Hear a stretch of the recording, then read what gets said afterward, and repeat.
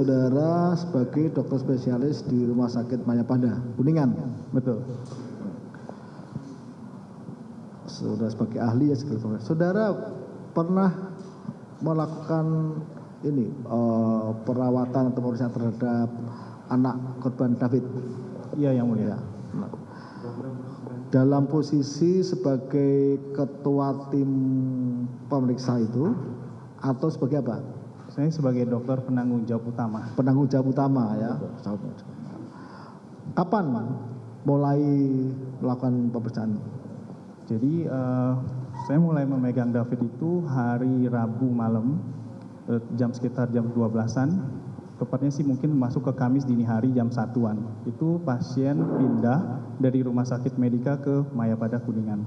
Sejak saat itu saya pegang sampai saya pulangkan beliau. Baik. Jadi ketika tiba itu langsung masuk ke IGD atau masuk ke ruang rawat? Jadi saat tiba itu sekitar jam 00, hampir jam 1 pagi itu pasien langsung ke UGD. Dia di UGD terus terang kondisinya sangat tidak bagus. Jadi koma dengan GCS-nya 3, tidak ada respon sama sekali dan beliau tidak ada respon sama sekali terhadap rangsangan apapun yang kita berikan. Nah, dari pindahan dari rumah sakit sebelumnya ke Mayapada itu memang belum banyak dilakukan tindakan. Jadi, otomatis saudara kan ada rekam medisnya. Ya. Oh, dari betul. rumah sakit sebelumnya kan? Betul. Tindakan-tindakan tertentu kan tindakan-tindakan tertentu apa yang saudara baca itu? Jadi kita melihat memang di rumah sakit Medika sudah diberikan obat sesuai dengan kemampuan rumah sakit tersebut. Jadi saya tidak melihat ada yang salah pada penanganan di rumah sakit Medika. Tetapi memang mungkin perlengkapan mereka tidak begitu lengkap, makanya dirujuk ke Rumah Sakit Mayapada Kuningan. Nah, saat saya terima, itu memang kondisinya sangat tidak bagus, GCS-nya 3, dan itu di paru-parunya itu bunyi dahaknya sangat-sangat kental sekali.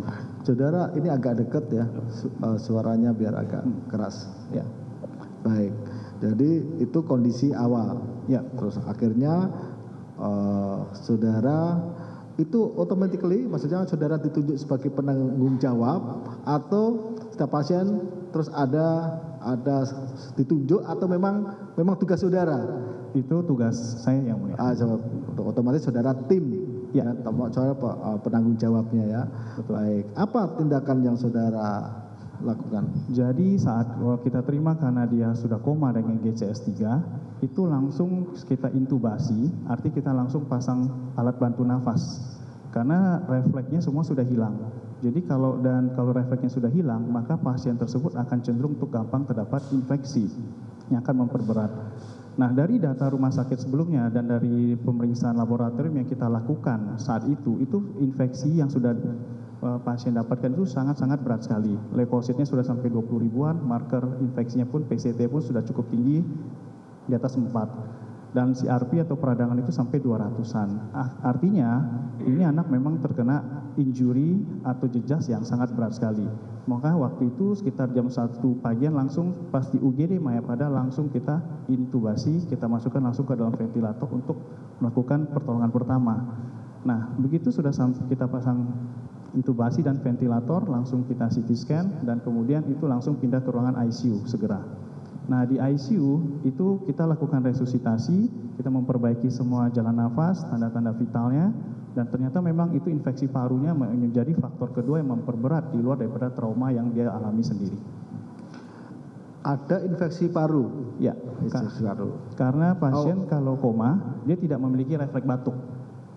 Otomatis dia tidak bisa mengeluarkan dahak.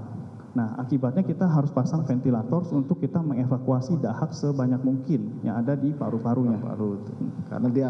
Karena koma itu ya. Betul. Itu ya. Jadi menurut pendapat saudara.